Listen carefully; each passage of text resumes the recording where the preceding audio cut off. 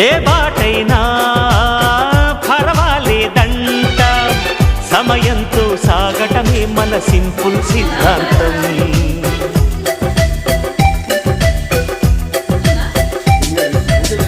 చిరుగాలికి పరిమళమిచ్చే సిరిమల్లెల వనమై ఉందాం, గగనాన్ని నేలను కలిపే హరివిల్లుల బంతెన అవుదాం.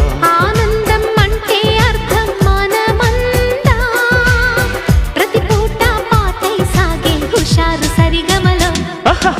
ఎన్నో ఎన్నో రాగాలుండే సంగీతం కాదా, చల్లకి నవ్వుల కేరింత.